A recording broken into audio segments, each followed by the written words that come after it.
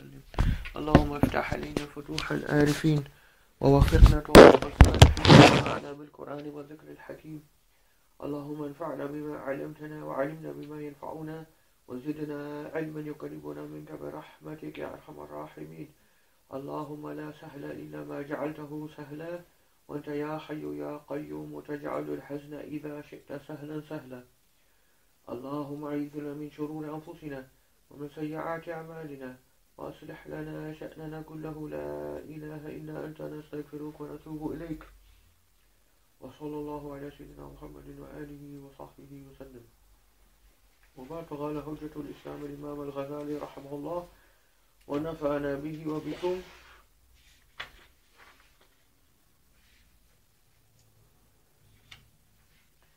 I think we finished the section on the tongue.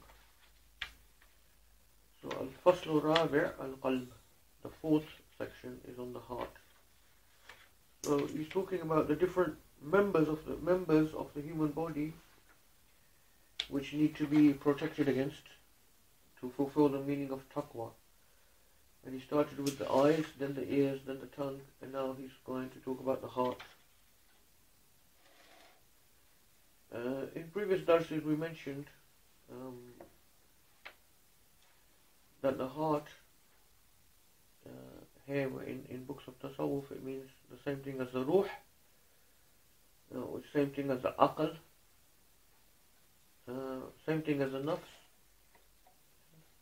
All of those are different aspects of the same essence, which is what we could call the soul. And in modern terminology, psychologists now, they call it the mind. The mind. But if you look into it, what they mean by mind is exactly what was meant by qalb or ruh in the previous terminology. And psyche, like psychology, the study of the psyche is the study of the mind, which is actually the study of the qalb or the ruh. Exactly the same thing, really.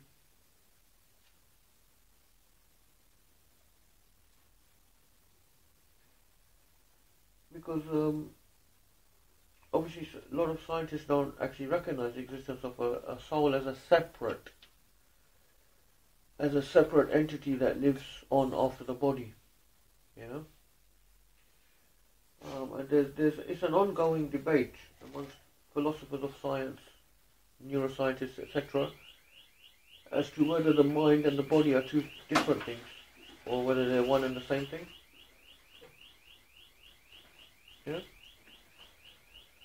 So in other words, is the mind simply just the brain? Is it just simply the brain? Can the brain just explain everything? Or is the mind something different?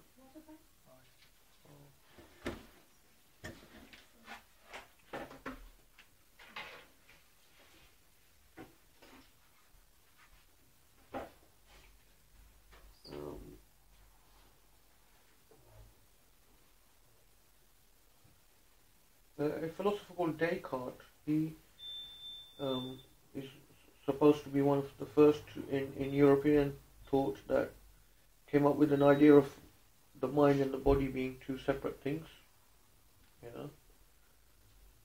So they often refer to it as a Cartesian mind-body, from Descartes, Cartesian.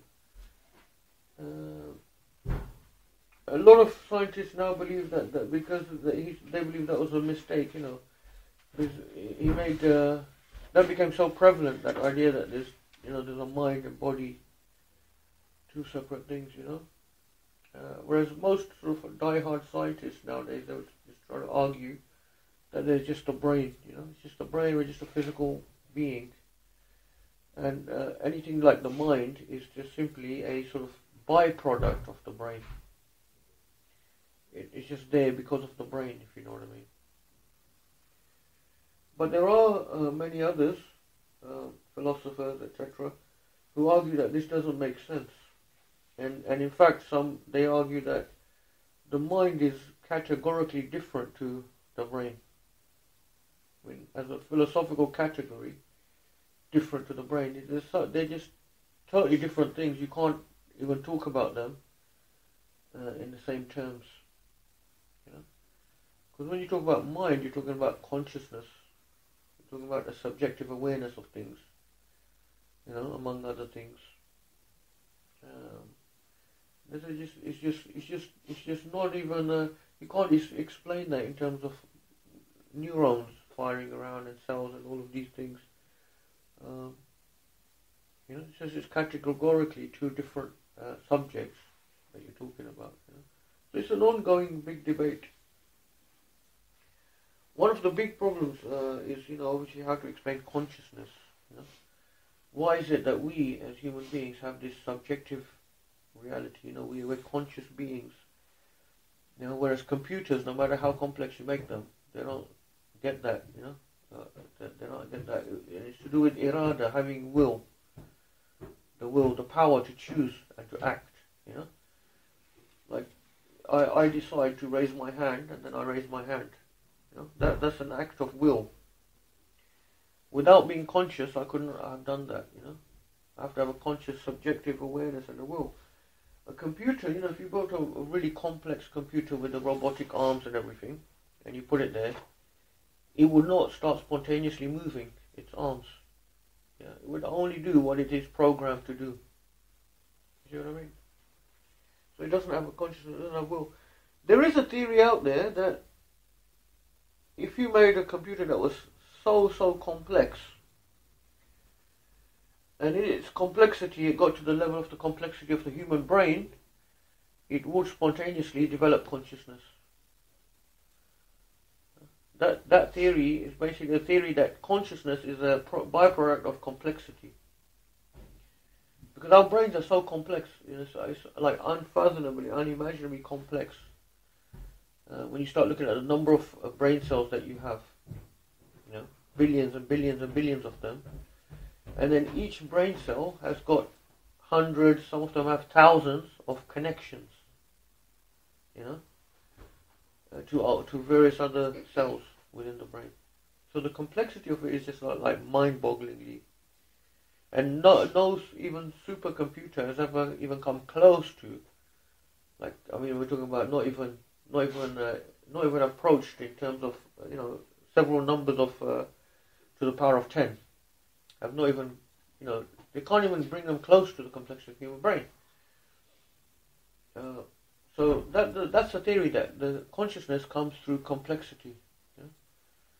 So if you theoretically ever made a computer so complex with so many connections like the brain has, you know, which would be probably impossible to do, because it's just, you know, there probably just isn't even that amount of material to make the computer out of. You know, theoretically they say then consciousness would arise in that machine. You wouldn't get emotion, would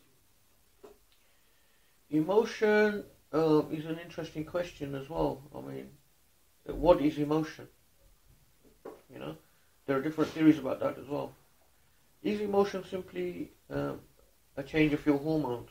Like, you know, so when you feel, say, happy, you've got certain chemicals being released that are giving you. Once again, it's all linked up to consciousness, isn't it? It's a subjective feeling. It's a subjective experience. You know, each person experiences certain things. You know, we can't really describe them. If you never experience them, you can't describe them. What is happiness, sadness, you know, and all these things. So yeah, that's another issue. So it might be linked. It might be linked, because definitely you would have to have a conscious awareness to feel emotion, because it's a subjective feeling, isn't it? No, the interesting thing I was going to mention was, now with the internet, all computers around the world are linked up. Yeah? Any computer that's linked by internet is part of now a network. Yeah? So now they're saying, you know, if you look at that as one organism, one computer, which you could do because they're all linked up, you see what I mean? And then you start counting the number of processes that are taking place, you know, around the world. Say for example, there's 500 million computers around the world, and they're all linked up, you know, by internet. and then you count the number of processes that are taking place in each computer, and then obviously multiply it by that number, you then are coming to a magnitude of number that is still not at the level of the human brain, of one human brain, but now you're coming to, you're getting to large numbers, large numbers of complexity, complex processes. So there is an idea as well around that when the internet reaches that level, that they have got so many machines plugged into it, so at any moment the number of processes is like billions and billions and billions. Perhaps that would then, as a worldwide machine or a computer system, would develop its own subjective awareness and become conscious. A little bit similar to what happened in Terminator, to not wanting to bring down the level of discussion. But in Terminator 2, for anyone who watched that film, they had that, the system, the computer system, develop its own consciousness, awareness, and then start trying to kill the human beings. So that's the theory behind it, that complexity will give rise to consciousness when it gets complex enough. Allah Alam. I don't know if that theory is true or not. I don't think there's anything specifically in our deen that would negate that, although who knows, maybe that's how Allah created consciousness, was through complexity. I don't know. We don't know really, I think I'd say, personally. Allah Alam. So that's what we mean by qalb, he's talking about qalb. This is the ruh, the essence of the human being, consciousness. What we do know, and what many scientists probably don't know, is that that conscious entity within us does live on after the physical body dies. The ruh endures. The physical body dies, but the ruh moves into another realm, the barzakh, and then moves into the Yawm al-Qiyamah, etc.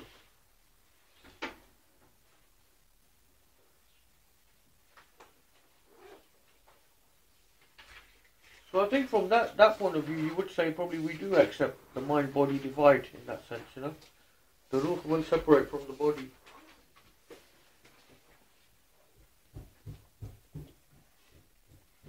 So Imam al-Ghazali rahimahullah says, ثم عليك بحفظ القلب وإصلاحه وحسن النظر في ذلك وبذل المجهود فإنه أعظم هذه الأعضاء خطرا وأكثرها أثرا وأدقها أمرا وأشقها إصلاحا.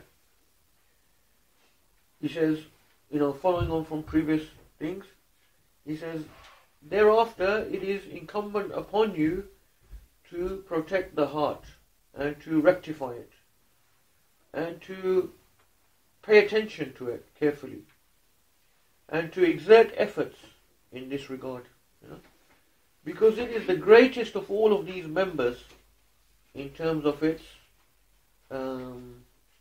you could say danger, or in terms of its effect, and the most subtle of these members that we've talked about, the eye, the ear, the tongue, the qalb is the most subtle and the most difficult to rectify from all of them. It's the most difficult to rectify. With your tongue you can restrain your tongue if you really want to. Just keep quiet, don't engage in different things. It may be difficult, but it's doable. It's something that you can grasp, easily. And if you want to do it, you can do it. Same with the eyes. If you want to stop them from looking around at haram, you just lower the gaze, keep yourself to yourself, do your own thing, and you can do that, and so on. But with the heart, it's a different level of difficulty, and he's going to explain why. أذكر في 5 أصول مقنعة.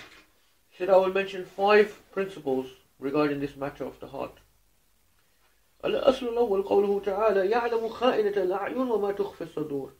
Allah subhanahu wa ta'ala says that He knows the treachery of the eyes and what the hearts conceal. وقوله تعالى والله يعلم ما في قلوبكم. Allah says Allah knows what is in your hearts. So this is very important. The Quran makes it very clear on several occasions that Allah subhanahu wa ta'ala knows exactly what's inside our hearts. In other words, in our thoughts.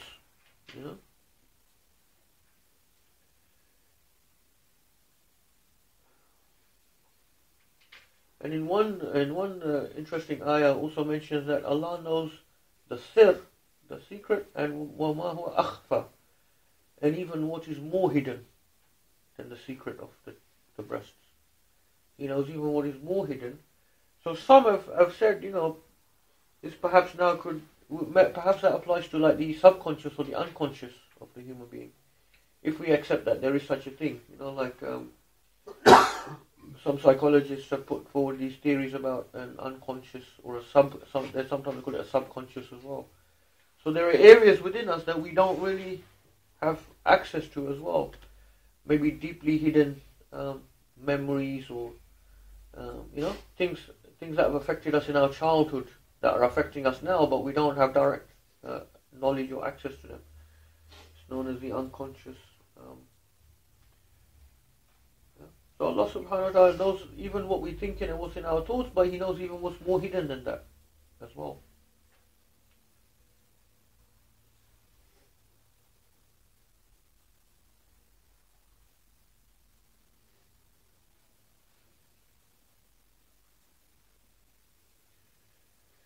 وقوله تعالى إنه عليم بذات الصدور. Allah is fully knowing of what is in the chests.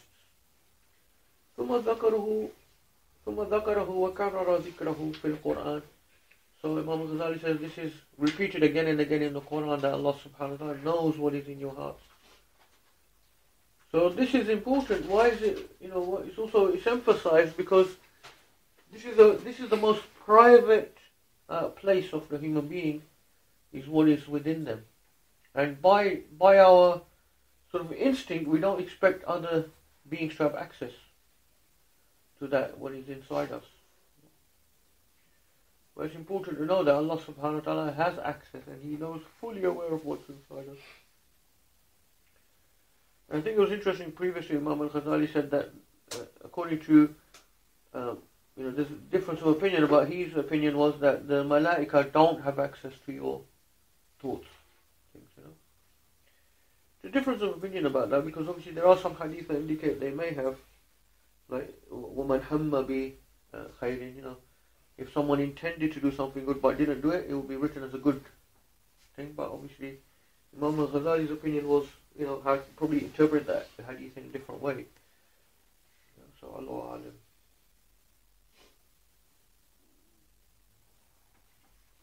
وكفى باطلاع العليم الخبير تحذيرا وتهديدا للخواص من العباد. So he says this should in itself should be enough for people who are really serious about their worship of Allah subhanahu wa ta'ala. Just knowing this is enough, that Allah subhanahu wa ta'ala is looking at your hearts, should be enough of a warning, لأن المعاملة مع علام الغيوب خطيرة. Because our interactions and our relationship with Allah subhanahu wa ta'ala is a dangerous relationship. It's a dangerous relationship. فانظر ماذا يعلم من قلبك. So think carefully, what does Allah know about you? What is inside you? So it's important to remember that Allah subhanahu wa ta'ala said in the Quran that His punishment is shadid. وَإِنَّ عَذَابِي لَشَدِيد. My punishment is severe. It's a dangerous situation. الأصل الثاني قول رسول الله صلى الله عليه وسلم إن الله تعالى لا ينظر إلى صوركم وأبشاركم وإنما ينظر إلى قلوبكم وأعمالكم. The Prophet صلى الله عليه وسلم said, Allah subhanahu wa ta'ala does not look at your outward forms and at your physical bodies, but He looks at your hearts and your actions. Allah subhanahu wa ta'ala is not looking at our outward physical form or what we look like. He's looking at our hearts, our intentions, the purity of our hearts. That's where He's concerned.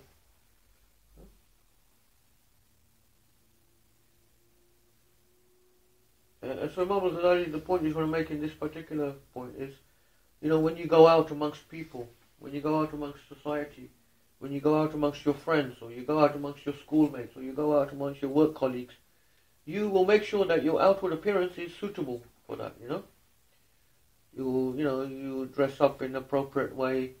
You will, whatever you do, brush your hair. And, if you're a sister, you may put some light makeup. Obviously, you wouldn't put heavy makeup going in public, etc. You're not going to go out looking silly, like I did yesterday when I went to give this talk in London to some medical people. It was like a medical ethics, Islamic medical ethics thing, and I was wearing all different colour clothing, and sandals as well, like today. And when I got out, I realised I looked pretty funny, but you're normally going to try to make an effort, isn't it, to not look like that. So what about you in front of Allah subhanahu wa ta'ala? He's looking at your heart. What about, do you want your heart to look good? Do you want him to see all that horrible, they're trying to say, that's what he's trying to say. فالقلب إذا موضع نظر رب العالمين فيا عجبا ممن يهتم بوجهه الذي هو موضع نظر الخلق.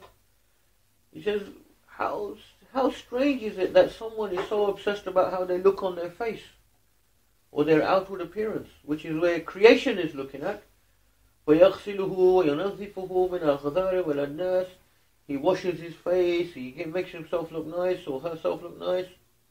ويزينه بما أمكنه.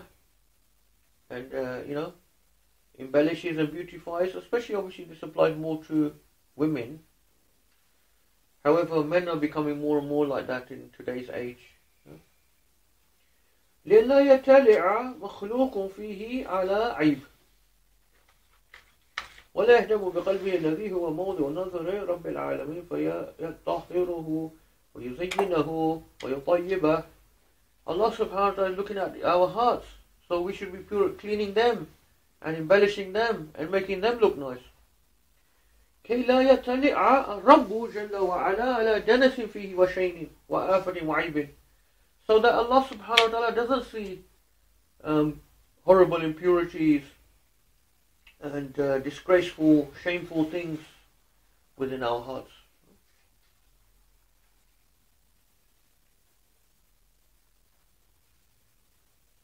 I mean, like I mentioned before when we were talking about the eye, this is so much so the case now in the visual culture environment that we live in.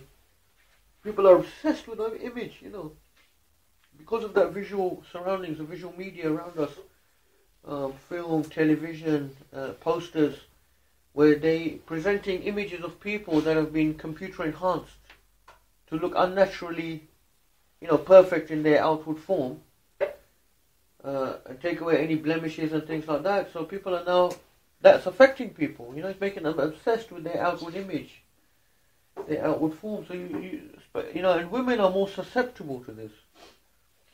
So you see amongst women, women who are starving themselves, getting anorexia, all these things, because I deal with them as a psychiatrist. There's the highest, in psychiatry we don't normally have, like other doctors have problems, people, if they don't treat them, they might die, so you have death rates and things like that. In psychiatry, you don't normally have so much that as a problem with the type of patients we deal with, apart from suicides, which do take place. But the only branch of psychiatry where you have a high death rate is anorexics, eating disorders. It is very significant. About 10% of them who have anorexia actually die from starving themselves. And it's becoming so widespread. And it's an interesting condition. It affects people more, women from upper social classes. Because most psychiatric disorders affect people more from lower social classes. Depression, schizophrenia, things like that. It affects more of the upper class, and it's almost exclusively found in white women, Caucasian. Although I'm not sure now if that's changing a bit, but it's more confined to Caucasian women. So they start starving themselves, and they get thinner and thinner, but they're still convinced that they're very fat, no matter how thin they become. And eventually they will be in hospital, they might be fed by tubes, etc. They will often die from that, And it's obvious it's this visual environment, that's causing this. Although people still debate it, but it's pretty obvious. It makes sense, common sense.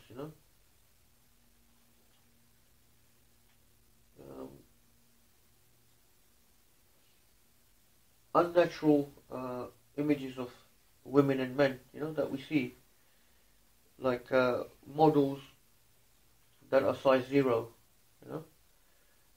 that's totally unnatural. But because those people are being paid millions of pounds to have that figure, if you were paid millions of pounds, you'd probably have that type of figure. You see what I mean? Because they then work hours and hours every day to maintain that, because they're getting paid extremely high amounts of money.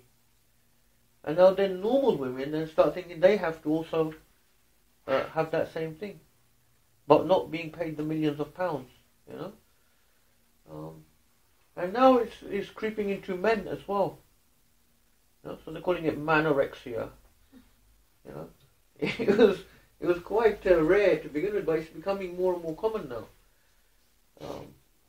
Because obviously with men it was even here still there is a type of image of being like muscular and that sort of thing is still but now you're getting that other image coming in of very thin men, in Hollywood and places like that. So now you're getting men having anorexia. So anyway, this is the thing. I mean, this obsession is very unnatural, very damaging to human beings.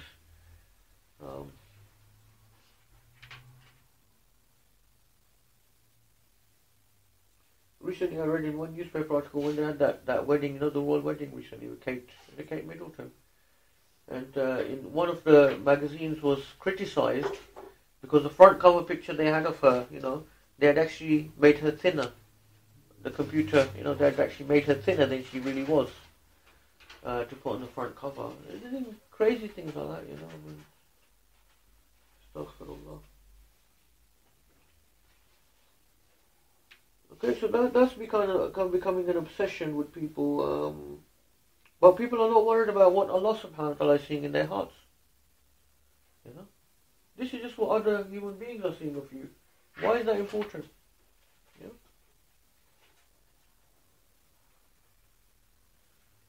الأصل الثالث أن القلب ملك مطاع ورئيس متبع. The third principle about the thing to know about the heart or the soul is that this is like the king which is obeyed. In other words, this is the king of yourself. The soul, the ruh, the qalb decides, and all the other limbs of the body follow. So your qalb decides, I will go and do something. The legs, the arms, the tongues, they have to follow. They do what they're told. They're simply followers. فالأعضاء كلها تبع له. فإذا صلح المتبوء صلح التبع. If you can rectify the heart, then obviously all of the members of the body will become rectified. وإذا استقام الملك واستقامت الرعية. If the king is upright, then all of the subjects of the population will be upright. يبين ذلك ما روي عن النبي صلى الله عليه وسلم أنه قال إن في الجسد مضغة. So they mention the famous hadith of the Prophet صلى الله عليه وسلم. In the body there is a morsel of flesh. إذا صلحت صلح الجسد كله. If it is sound, the whole body will be sound. وإذا فسدت فسد الجسد كله. And if it is corrupted, the whole body is corrupted. ألا وهي القلب. Is it this verily it is the heart. وإذا كان صلاح الكل في ذلك وجب صرف العناية إليه.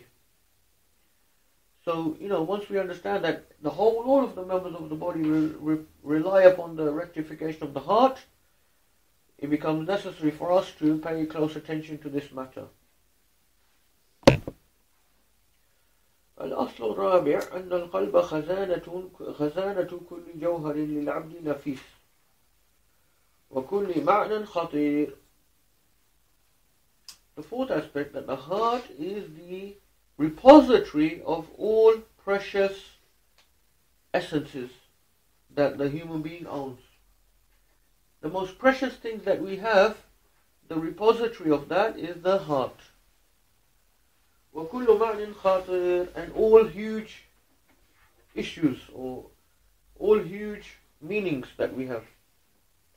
What does it mean by this? The most precious things the human being has are reside in the heart.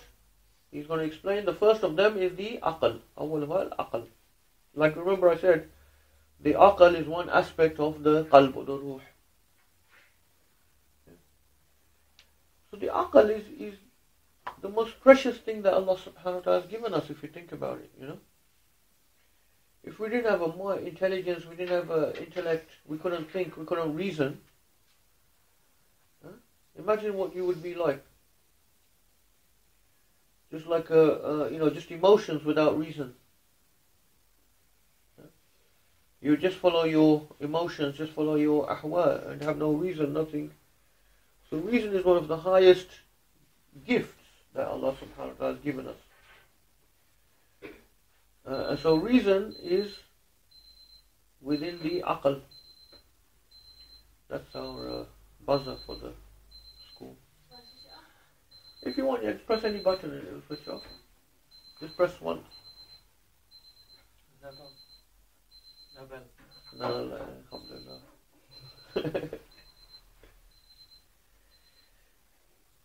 So the aql is the intellect. Once again, very hard to define, but we could say the intellect, what we mean by the intellect is, part of it is reason, the rational faculty of the human being, reason. Reason, once again, is very hard to define as well. Yeah? Philosophers probably wrote books and books about trying to find out what actually is meant by reason. One component of reason could be argued that it is logic.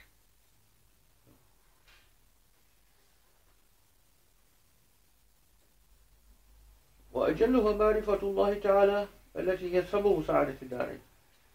The most... Is someone else do? I think I heard, I'm not sure. He says the most precious of these precious things which are within the ruh is ma'rifatullah. Knowing Allah subhanahu wa ta'ala, the knowledge of Allah subhanahu wa ta'ala. This is the most precious of the precious things that the human being has been given. Knowledge of Allah subhanahu wa ta'ala. This is the ultimate reality of the human being. So he says this is the sabab sa'adat ad-darain. This is the cause of happiness in both lives, this life and the hereafter.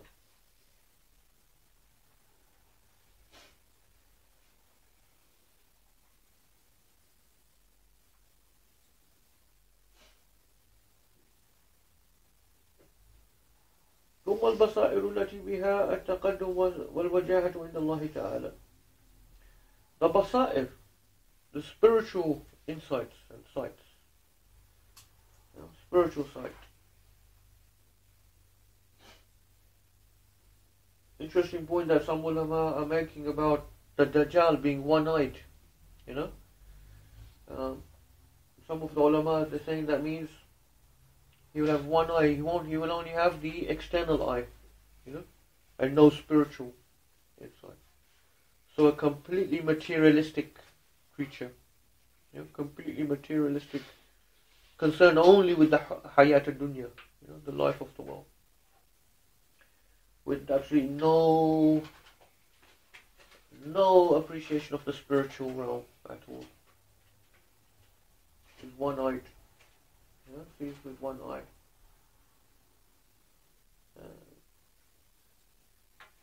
So the person who sees with two eyes is with the external and the internal, the spiritual and the material.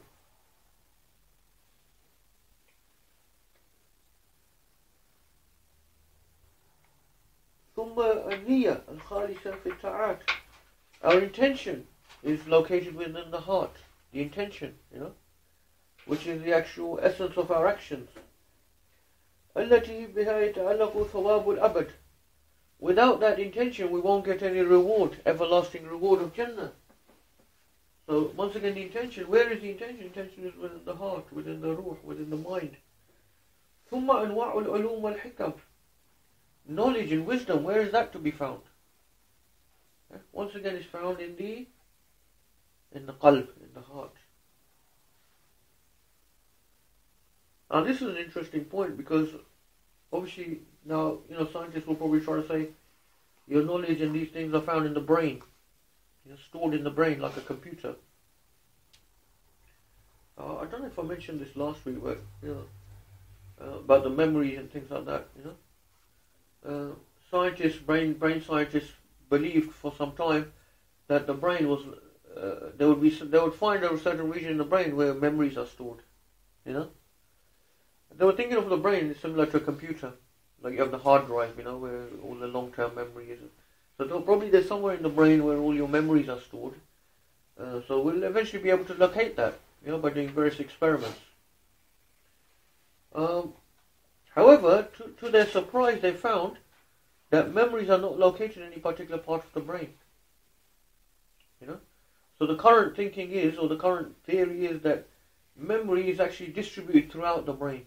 Your memories, the things that you see, the things that you remember, which is really a bit bizarre. It doesn't really follow the scientific, biological idea about the brain. Because how can that be? I mean, you've got billions and billions of brain cells, billions and billions, like I said before, each of them with hundreds or thousands or hundreds of thousands of connections. How can a memory, be distributed throughout the brain? It doesn't make sense, But they can't make. It doesn't make sense, but that's what they found. That's the actual, what they have found to be true. So I think there's an aspect of the ruh there, that memories are an aspect of our actual soul itself.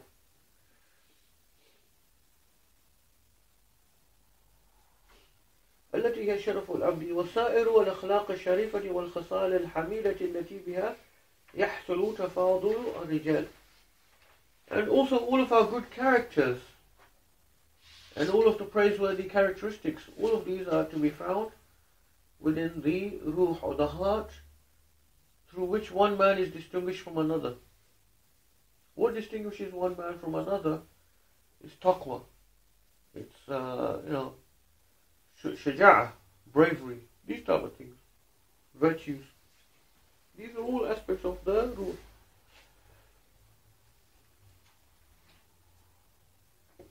على ما فصلنا وشرحنا في كتاب أسرار معاملات الدين. So it says, we have explained and expanded upon these matters in the book أسرار معاملات الدين. وحق لمثل هذه الخزانة أن تحفظ وتصانع عن الأدناس والآفات. Now that we understand that the heart is the repository of all of these praiseworthy things and virtues, it's very clear that it's incumbent upon us to take good care of it and to protect it from all types of impurities and tribulations. وتحرز من السراق والقطع.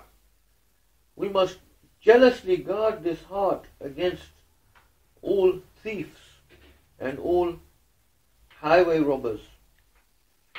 وتكرم وتجل بضروب الكرامات. We should honor this entity that we have within us. لئلا يلحق تلك الجواهر العزيزة لئلا يلحق تلك الجواهر العزيزة دنس. So that no impurity can enter into this pure substance, in essence. ولا يظفر بها والعياذ بالله عدو. And we should be careful that the enemy cannot have victory over this entity. The enemy is shaitan. الأصل الخامس أني تأملت حاله فوجدت له 5 أحوال ليست لغيره من أعضاء ابن آدم. Imam al-Ghazali then says the 5th principle. He says, I have reflected upon the state of the heart, and I have found five states which apply to the heart and to no other to no other part of the human being. Yeah? 5 things that apply to the heart and to no other part of the human being. أحدها أن العدو قاصد إليه مقبل عليه بغوائله ملازم له فإن الشيطان جاثم على قلب بن آدم. So the first thing that is unique about the heart compared to every other part of the human being is that the enemy is always there, ready to attack. Why? Because as we've mentioned before in the hadith and so on, Shaitan is sitting next to the heart of the human being, sitting behind, as is described in one hadith, ready to pounce in at any time where the slave is not doing dhikr of Allah subhanahu wa ta'ala. Shaitan can attack. هو منزل الإلهام والوسوسة يقرعانه أبدا بدعوتين كلاهما الملك والشيطان. So the shaitan is always there, ready to attack. And also you could have the malak as well, the angelic influence coming into the heart. والثاني أن الشغل له أكثر فإن الهوى والعقل كلاهما فيه فهو معترك العسكرين الهوى والجنود والعقل وجنوده. Secondly, he said, the heart is unique in the fact that it is always occupied, it is always preoccupied, it is always busy. It never rests. Your mind is always having thoughts coming into it. So he says, first of all, you have the hawa, the passions and desires competing with the heart, and then you have the aql, the reason, the rational faculty. Remember we mentioned. These are 2 of the competing interests sometimes. They can be competing. Sometimes they can be in concordance. Yeah? But often there's a competition between the desires and the aql, the reasoning faculty. The desires by their nature, they want to transgress the bounds which Allah subhanahu wa ta'ala set for them. So the aql there, the reasoning, comes in and says, no, you can't do this. If you do this, you will go to the hellfire. If you do this, you will get punishment from Allah subhanahu wa ta'ala. So that's these 2, and the place where this occurs is the ruh, the qalb, the heart. Huh? Sometimes the desires can be in accordance with what Allah subhanahu wa ta'ala has decreed. And this is when the deen is easy for us, I was discussing with Brother Jawad for some time that we should compile a book of hadith about those things which are in concordance with us, with our desires. Like, those things about, for example, if you're fasting, it's good to break the fast if you're given an invitation to a Muslim brother. Hey, you're fasting, but actually sometimes it might be better to break the fast if it's a nafal fast, if you're invited to someone's house, or even if it's your parents and they've made food for you and it would upset them if you didn't do so.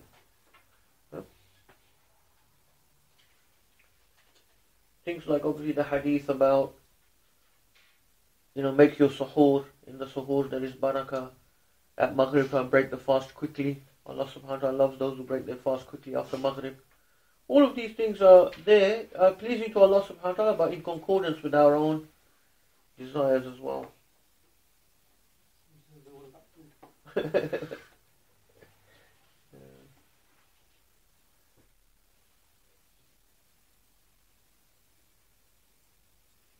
That Allah subhanahu wa ta'ala loves those who take the rukhas.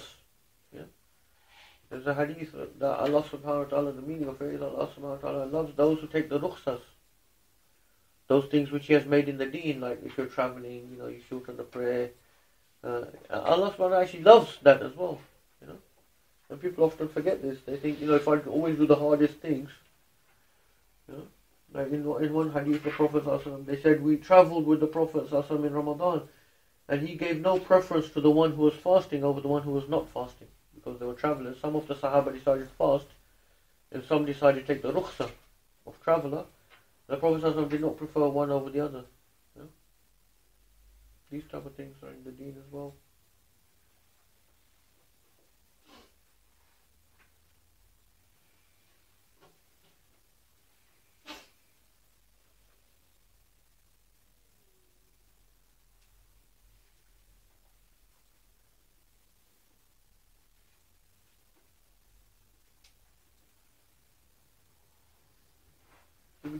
compilation 40 hadith, you know, on these type of things.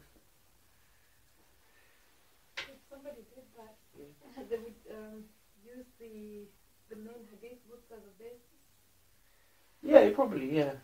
I mean, you try to find from hadith or, you know, from your knowledge of different hadith books, collect together these 40 hadith. I mean, there's a danger in it, obviously, that, you know, you're going to just try to, people are going to probably maybe abuse it or something, you know, they're just going to try to take all the easy things, but might be nice in a way as well, you know, because people often associate, you know, being religious with having very difficulties and, you know, difficult rules and regulations, and often they may not realize there's all these other aspects as well, you know.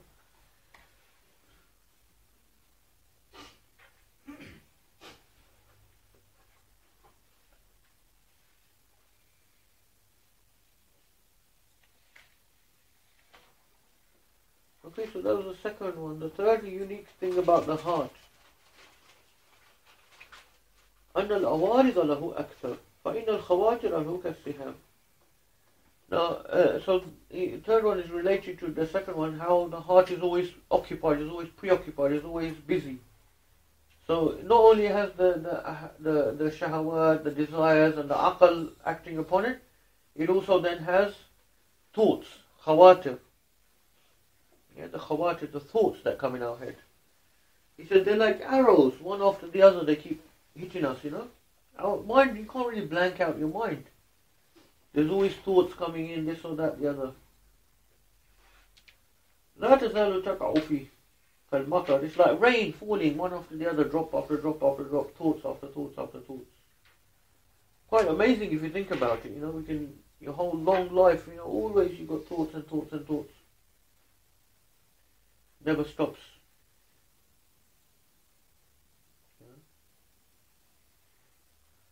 لا تزال تمطر عليه ليلا ونهارا. Day and night, you have thoughts after thoughts after thoughts. In fact, a lot of these meditative practices like Buddhists and others, that's actually what they do. They stop the thoughts, you know, blank the mind. Go into a total absence of thoughts. Can be done.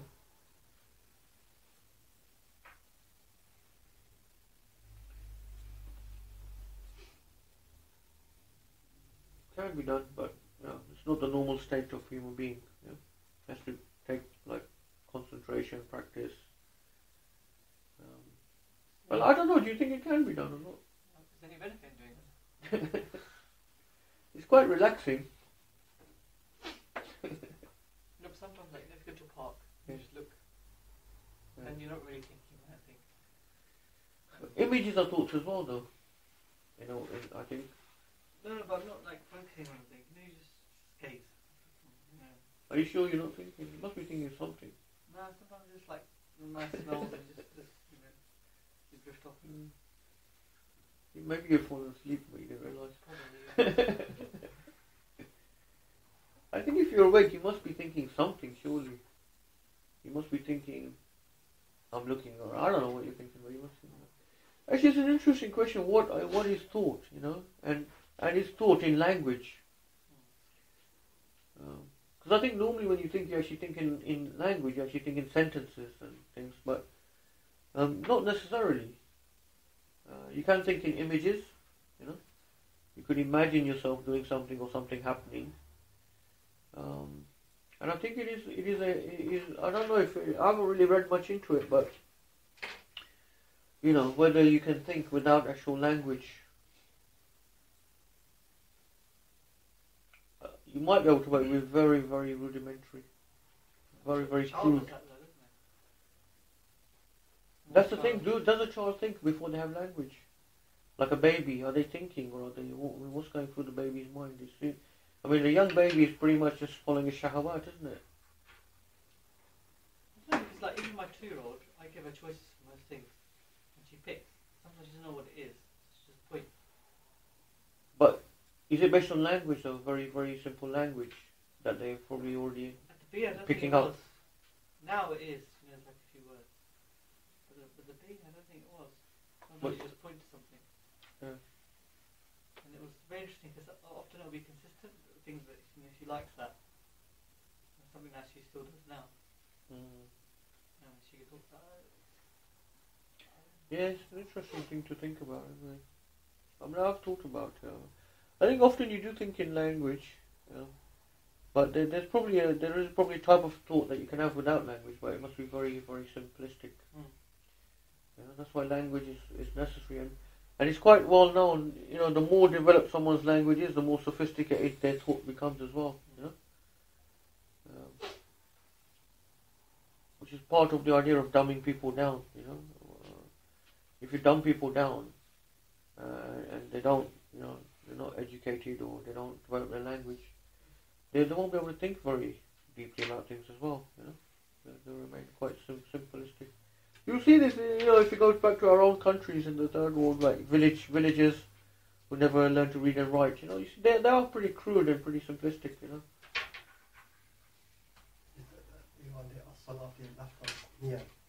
Before the prayer. Yeah, exactly. The language actually helps to think in heart. Yeah, definitely. For a lot of people that are on that level, villagers, better for them to just say the niyyah because they're so simplistic. Why is it they laugh at niyyah in Arabic, whereas let's say your intention is to be say my language. Like in Indo-Pak they do it in Urdu. They'll do the niyyah in Urdu, won't they? Because in Malaysia they were taught in Arabic. Yeah, that doesn't really help much actually. In a way, that's right. Yeah. Down in if you go to India, Pakistan, they will do it in Urdu. Then niyyah. They'll do that bit in Urdu. How actually in the heart. Yeah, definitely. So anyway, that's khawatir, that's thoughts.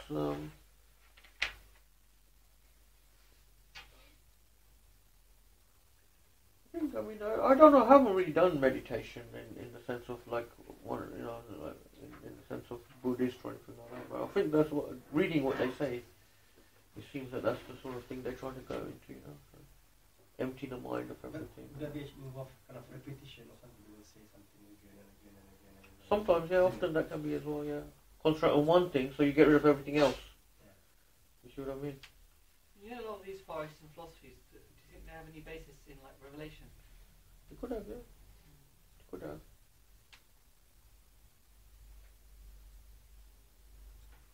Someone said that Buddhist is not a prophet, but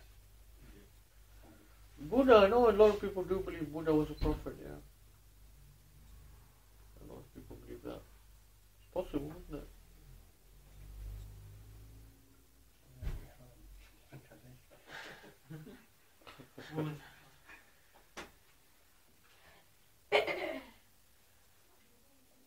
Okay, so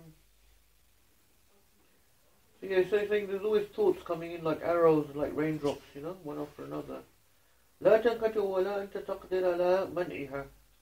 These thoughts never stop. These thoughts never stop, and you can't stop them even if you want to sometimes. A lot of people have obsessive thoughts, and they can't stop them. They want to, but they can't. فليس بمنزلة العين التي بين جفنين تغمض وتستريح. So this is unlike the other limbs that we mentioned, like the eyes, the ears, the heart, the other things. You can actually stop them if you want to. With your eyes, you could close your eyes and have a rest. You don't see nothing for a while. أو تكون في موضع خال أو ليل مظلم فتكفى رؤيتها. Or, for example, in a very dark night, you can't see anyway, even if you had your eyes open. So that is not always working. أو اللسان الذي هو وراء الحجابين الأسنان والشفتين. Our tongue, which is behind two curtains. The tongue is behind two curtains or veils, the teeth and the lips. These are in front of the tongue. وأنت قادر على منعه وتسكينه. If you want to, you can just stop talking. You could stop talking for 2-3 days if you want to. بل القلب غرض للخواطر. But the heart, the mind, is the place of thoughts. لا تقدر على منعها وتحفظ عنها بحال. You cannot stop them. You can't stop them if you want to. ولا هي تنقطع عنك بوقت. And these will never stop. The thoughts never stop coming in and out. ثم النفس ومسارعة إلى اتباعها والامتناع عن ذلك في مجهود الطاقة أمر شديد ومحنة عظيمة. And then the influence of the nafs as well is there on the heart. The nafs. Remember, these are just different aspects of the soul. So the nafs is, well, obviously we've mentioned before, is that aspect of undesirable things, undesirable features of one's ruh.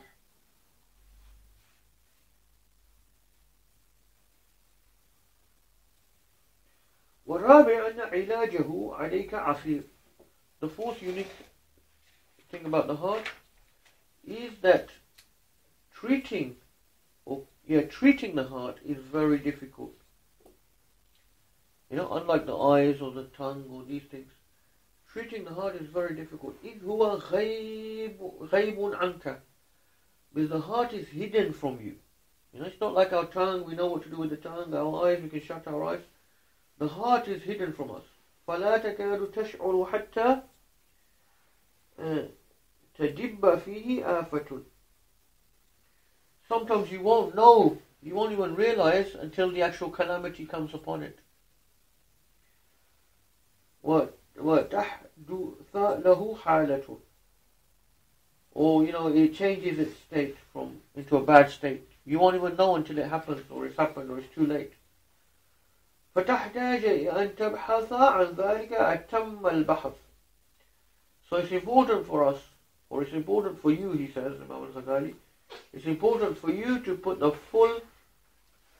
your full research into to this matter. Study it properly, find out what you need to do.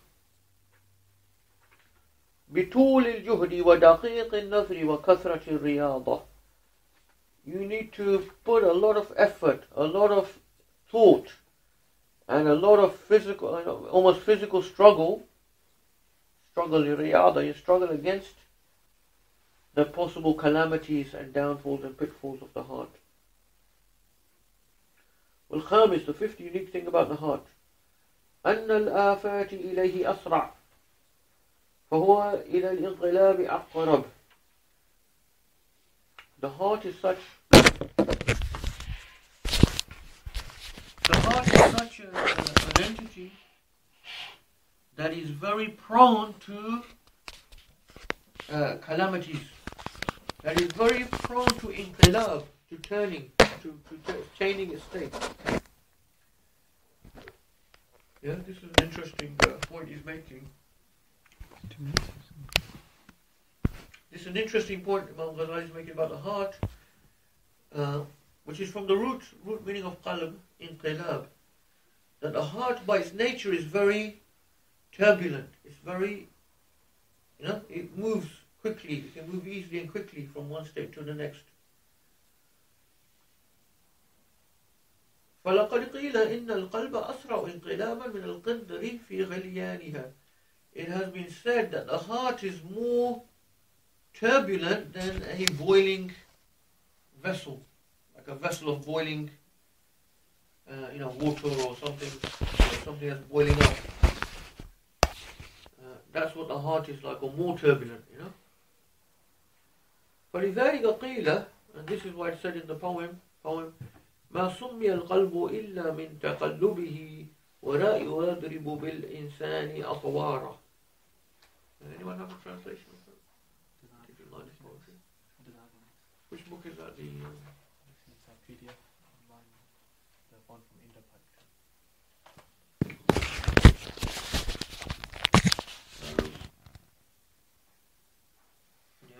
I can't really translate this latter part of that. I don't think. What are you have to live with in saying at the water?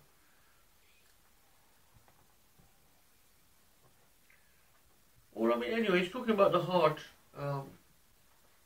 It's called heart because it's called qalb because it's taqallub. It's always another into the heart.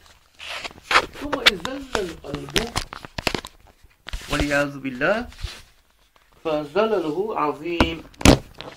Imam al-Ghazali says, may Allah protect us. If the heart slips or goes astray, then it is it is a very extreme matter. وَوُقُوعُهُ أَصْعَبُ أَفْضَحُ. And it's the worst, most dangerous and horrific state for the heart to go astray. أَدْنَاهُ قَسْوَةٌ وَمَيْلٌ إِلَى غَيْرِ اللَّهِ. The least aspect of the heart going astray is that it becomes hardened and it turns towards other than Allah subhanahu wa ta'ala. وَمُنْتَهَاهُ خَتْمٌ بِكُفْرٍ بِاللَّهِ ta'ala. The end, the worst thing when the heart goes wrong is that we'll end up in kufr with Allah subhanahu wa ta'ala. Khatam, it will be sealed with kufr. In other words, where it mentions in the beginning of Surah Al-Baqarah, Khatam Allahu ala qulubihim, that those who disbelieve, Allah subhanahu wa ta'ala has sealed their hearts with kufr. Once something is sealed, it cannot be opened. It can't be changed. So that's the worst, most horrific state to be in. If Allah subhanahu wa ta'ala, if you digress and are disobedient to such an extent that Allah subhanahu wa ta'ala then puts the seal of kufr on your heart. So no matter who comes to preach to you, your heart will never turn back because it's been sealed. Yeah? What about somebody who's gone into such a sinking depression? Yeah. And they know, they have the belief in everything, but they're not praying because they just think they won't be forgiven. Is that kufr? No, that's not kufr. If they're not praying, they think they will be forgiven or they won't be forgiven. They think they've lost all hope. Yeah, so normally when they're depressed, they will lose hope and they'll think maybe they will never be forgiven. Yeah. So they actually don't pray for that reason. Yeah. Yeah. So no, with that, it is a big problem. It's called ya'as, despair. It's from shaitan. But inshallah ta'ala, if they get out of that depression, they can probably start praying again afterwards. Depression itself is obviously there's different types of depression, probably different causes and different cures for it as well. Most of our traditional doctors and physicians and ulama in the Muslim world saw depression as a physical illness. I'm talking about severe depression, like what they used to call melancholia, like severe depression, like where a person stops functioning, Yeah. They lose all hope, they become despairing, and they can't do their normal activities that they would normally do. Most the doctors they used to see that as a physical illness, an imbalance of the body's internal humors. They had taken this from the ancient Greek medicine. The Muslims, as you probably know, in the first few centuries after the Prophet ﷺ, there was a massive intellectual renaissance in Islam, which was obviously triggered by the teaching of the Quran and the teaching of the Prophet ﷺ. So Muslims became the world leaders in knowledge and learning, and they were taking knowledge from all the other civilizations. So they take from the Greek civilization, they took from Indian civilization, and they took from the Chinese, and they translated all of those works into Arabic, and this was known as the translation movement, and they incorporated all of the stuff that was useful from all of these other civilizations, and then they added a lot more from themselves, So this was actually a beautiful and unique thing about the Muslim and Islamic civilization, is that they inherited from all the different previous civilizations. The Greek, the Indian and the Chinese were the main, and the Persian were the big ancient civilizations that they took from. Greek meaning obviously Roman as well, because the Romans took from the Greek. And in terms of medicine, the Muslims, doctors, they mainly took they took and they incorporated the Greek medicine, which they felt to be most correct. Obviously, there is another science which is called prophetic medicine, which there's like books by Ibn Qayyim al-Jawziyah which have been translated, which is called prophetic medicine, This was also a strand of knowledge amongst the Muslims, but actually it wasn't a properly worked out system of medicine. Prophetic medicine, I think, is just more, there are certain hadith and things where they've picked up where the Prophet ﷺ has mentioned certain things, but it's not actually a whole system. It's not a whole system that can be applied to all different. This is a very narrow amount of probably knowledge there, I think. So depression was seen as a physical illness. Is that how it's seen now? Islamically? That's what I'm saying. Yeah, this was by Islamic Muslim doctors. I think Shaykh Hamza once mentioned to me something like, I think it was actually Imam Ghazali mentions about depression specifically. He says depression erases certain sins that cannot be erased by any other affliction.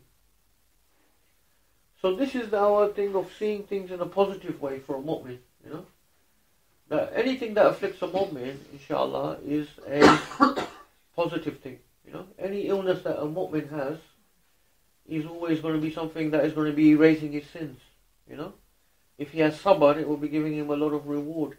And if we see that depression is a type of illness, in that sense as well, that is something that Allah subhanahu wa ta'ala has afflicted the person, inshallah ta'ala, if they have sabr, they will get a lot of reward for that sabr as well. Because it is one of the most devastating type of afflictions that can come upon someone.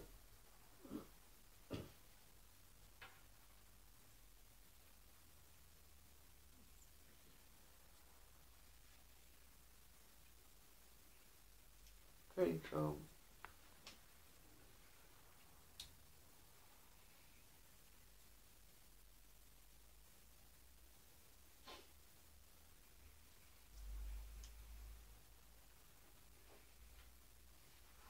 so that was, I think, the fifth unique aspect.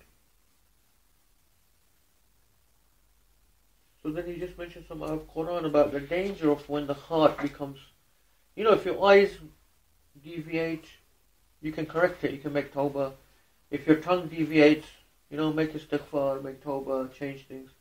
But if the heart deviates, this can be devastating, It says in the Quran, Aba wastakbara wa kana min al-kafirin, about Iblis. When he refused to bow to Adam alayhi salam, what did the Quran say? Aba wastakbara wa kana min al-kafirin. He refused, Aba. And then he was arrogant, wastakbara. And he became one of the disbelievers, wa kana min al-kafirin. فَكَانَ الْكِبْرُ بِقَلْبِهِ. So the kibr was in the heart of Iblis. Kibr, pride. Thinking that he is something big. Kibr from Kabir. Thinking that he is better than Adam. He is something big. What did he say to Allah subhanahu wa ta'ala? You created me from fire.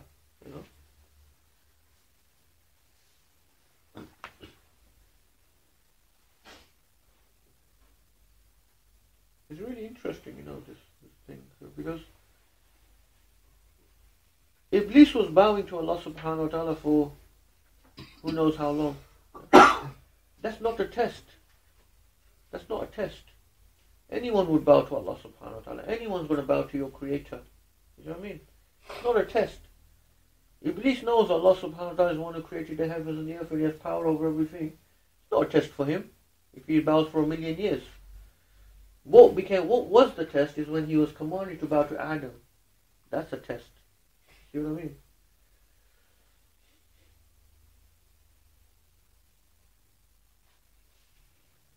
That's why actually, Muslims who have been blessed, it's such a great blessing this ummah was given, that it was commanded to bow to no one but Allah subhanahu wa ta'ala. We don't realize the actual blessing of that. The previous ummahs, they had to bow to their prophets. And it says in Surah Yusuf that the brothers of Yusuf, they fell down in prostration, or the sajda could mean in bowing rather than in prostration, to Yusuf and to his parents, because his father also was a prophet. So they had to bow to the human being, the prophet who was leading them, And that's a big test for a human being to bow to another human being. We were given this enormous honor and blessing that we were actually are forbidden to bow even to our own Prophet. You know? This ummah bows to no one but Allah subhanahu wa ta'ala. And that's what Iblis actually wanted. He said, Allah, I bow to you, but I don't want to bow to this human being.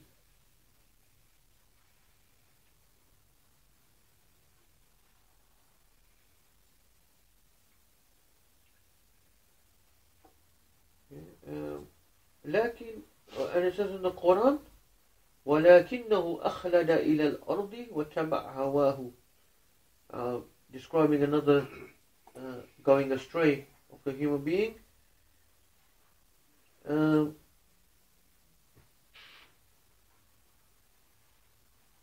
أخلد إلى الأرض واتبع هواه. I'm just hesitating from translating that.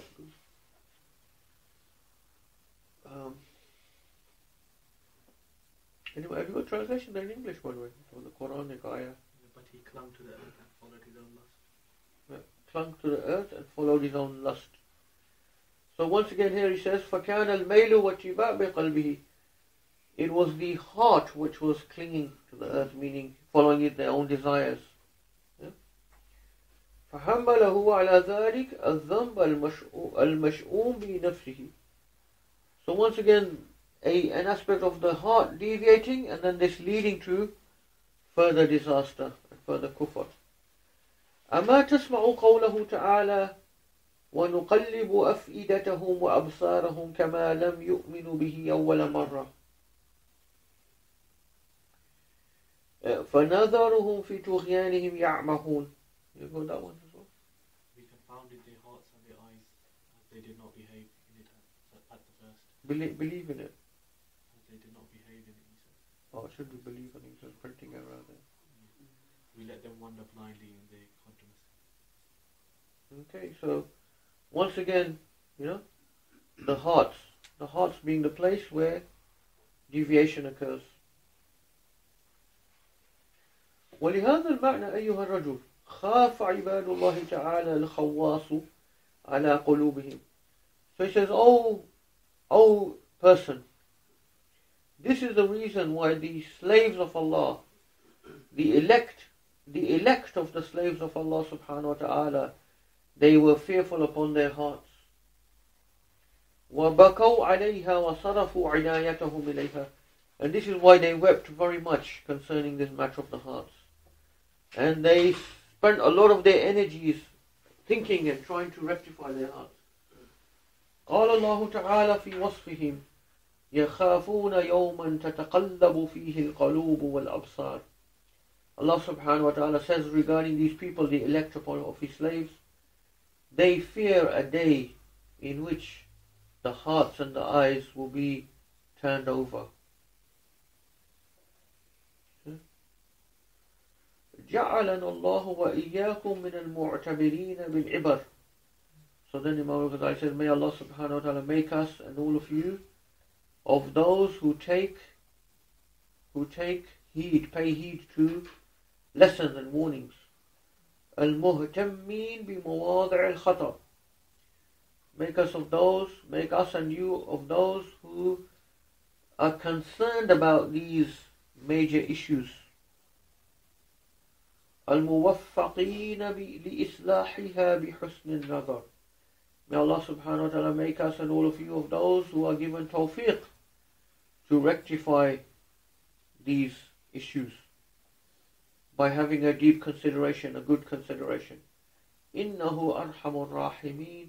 He is the most merciful of those who show mercy. فإن قيل إن أمر هذا القلب لمهم جدا فأخبرنا عن المعاني التي تصلحه وعن الآفات التي تعترضه فتفسده عسى أن نوفق للاجتهاد في العمل بذلك. So it says, if it was said to me that the matter of this heart is very important, after we've understood this, so please tell us, what are the ways of rectifying it from those dangers that may affect it and destroy it. we hope that we may be given tawfiq to persevere and to struggle in implementing those things that you tell us. So he says, if you ask me this, then I will tell you this.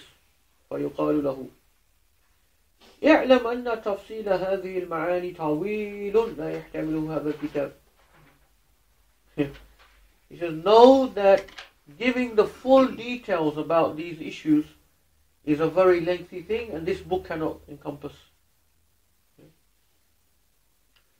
وإنما علماء الآخرة عنوا باستخراج ذلك وتصنيفه في هذه النقطة لا غير. And he says, the ulama of the akhirah, the scholars of the hereafter, have given attention to detailing all of these things and writing books about this issue, this particular issue of how to rectify the heart.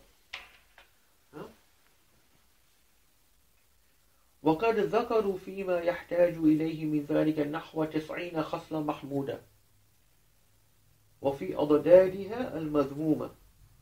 So it says the ulama of the akhirah, the scholars of the akhirah, what he means is those people of knowledge who are doing it for the akhirah.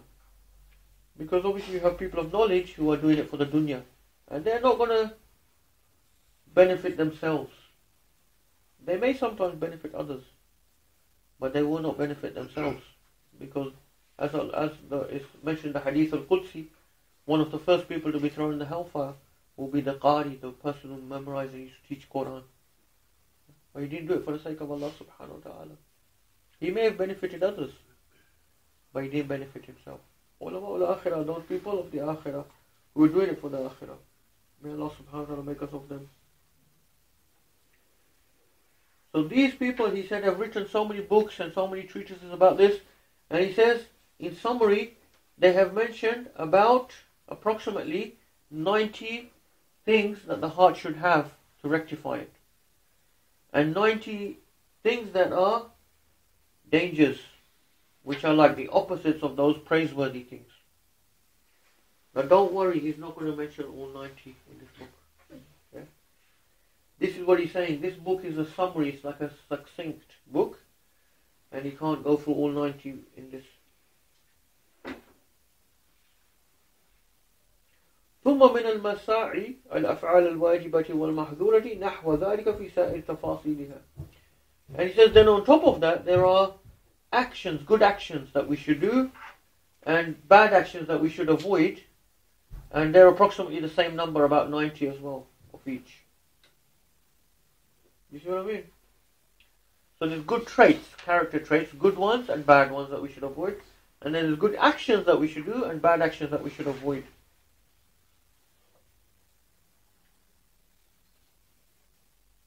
ولعمري إن من أهمه أمر دينه وانتبه من رقدة الغافلين ونظر لنفسه فلا يكون تحصيل جميع ذلك والعمل به عليه كثيرا إذا وفقه الله تعالى. So if people are feeling overwhelmed by this, then he just mentioned there are 90 praiseworthy characteristics, 90 bad characteristics that you should avoid, 90 good actions that you should do, and 90 bad things that you should avoid, approximately. He then makes an oath, Imam al-Ghazali makes an oath, and says, La Amri is an oath in Arabic.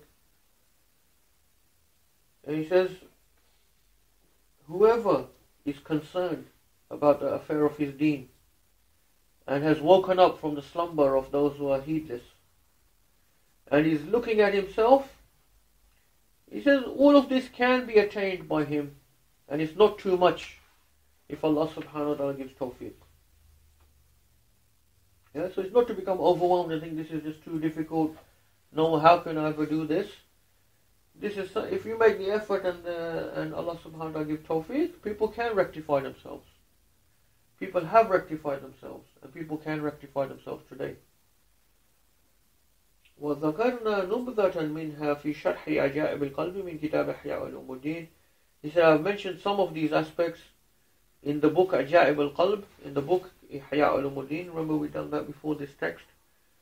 وأتينا على شرح جميعها بتفاصيلها وكيفية علاجها في كتاب أسرار معاملات الدين. And he says, but more comprehensively, we have dealt with this subject in a full way, in a very comprehensive way in the book أسرار معاملات الدين. وهو كتاب مستقل بنفسه. He said this is a book that is absolutely comprehensive. عظيم الفائدة. There's a lot of benefit in that book. أسرار معاملات الدين. ولا ينتفع به إلا فحول العلماء والراسخون في العلم. He says, however, that book is for people who are studying much deeper. Yeah, that book is intended especially for ulama and those people who want to look very deeply into this issue. وموضوع هذا الكتاب أن ينتفع به المبتدئ والمنتهي والقوي والضعيف. The objective and the purpose of this book is that everyone can benefit from this book. Not just the beginners, not just those people who are more in depth, but even the beginners.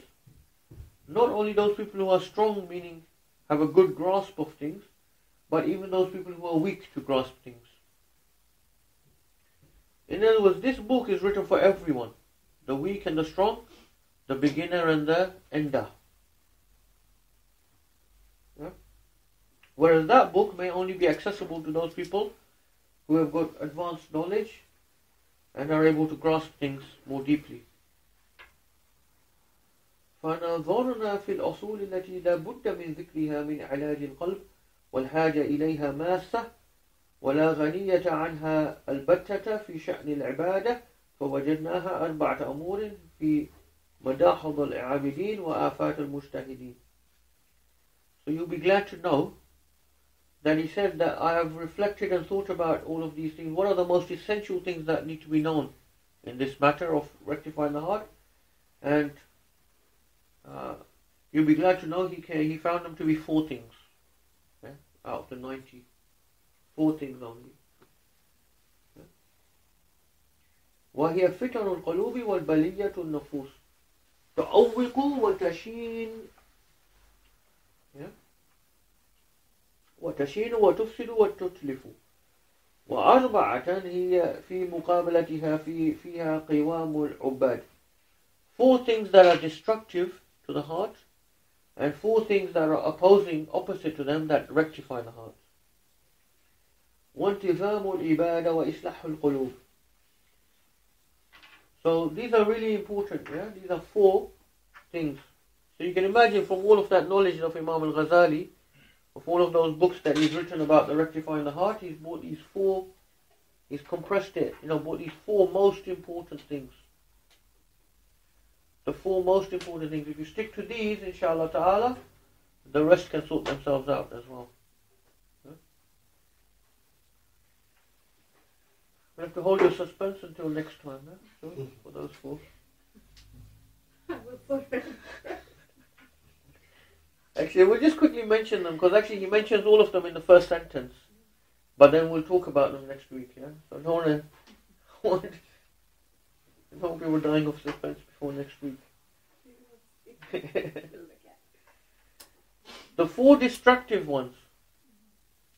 Al-amal wal-isti'jal wal-hasad wal-kibr. Having long hopes,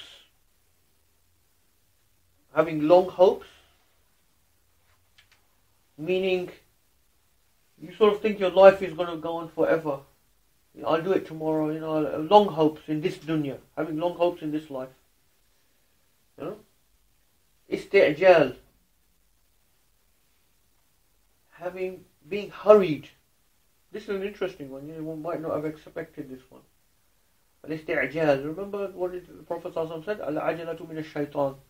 Speed, hurriedness is from shaitan. Speed. Interesting, because we live in an age where everything is very speeded up. Everything is speeded up now. To the point we're in a culture of speed, aren't we? People want everything very quickly. Everything has to be instant. People can't tolerate delay anymore. They can't have sabr. You'll notice this now, people who are going into different shops or different places if there's any type of delay, people start getting irritated and angry. What's going on, So there's no sabr left at all. Al-ajala min ash-shaytan. Speed is from shaitan. And the more things are speeding up, the less time people have to do anything. This is very interesting. You know? Because a sign of qiyamah, a sign of the last days, time will be constricted. So even though we have all these gadgets and technology now to speed things up, we have got no barakah in our time. Our time is becoming more and more constricted and restricted. We can't do anything. We don't have time to do anything anymore. You wake up, you do one or two things, and you have got to sleep again. There's no time. It's not normal. You know? It's a sign of the last days. So that's an interesting one that you may not have expected. Imam al-Ghazali wrote this 1,000 years ago, you know. Al-isti'jal, speed, hurriedness. Wal-hasad wal-kibar, two that you would probably have expected, yeah. Hasad, malicious envy. Wal-kibar, which is the root of everything. You know? Scholars do debate what's the root, but most I think would agree kibar. Yeah? Pride. So these are the four destructive and the four rectifying ones that we need. Al-arba'a. Obviously they're the opposites of those. So qasrul amal wa ta'anni fil umur. So qasrul amal meaning not to have long hopes, to live as if you're going to die tomorrow afterwards. As said, when Umar said in the famous hadith, when you wake up, expect to not have the evening. And when you come in the evening, don't expect to wake up tomorrow. Live your life like that. That's what it means by qasr al-amal. Expect your death at any moment. What ta'anni fil umur. Then the opposite of speed, ta'anni fil umur. Take your time. Yeah, take your time doing things. Deliberation. You know, deliberation. And then nasiha lil khalq, and the opposite of hasad, opposite of malicious envy, nasiha lil khalq, to have good advice, good dealings, to want good for everyone else. Yeah? So malicious envy is when you want people to lose things, you know, you want bad for them. So nasiha lil khalq, you want good for everyone. You make dua for good for everyone. What tawadu wal khushu', the opposite of kibar, the opposite of pride, tawadu wal khushu', humbleness.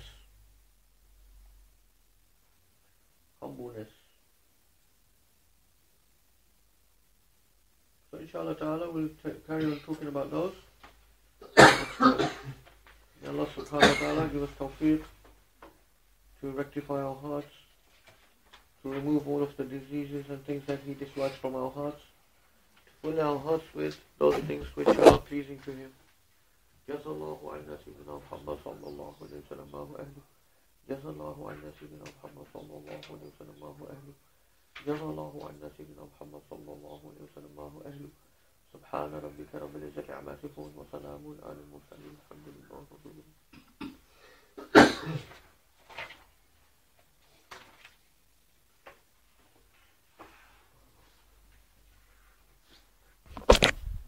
If you have time to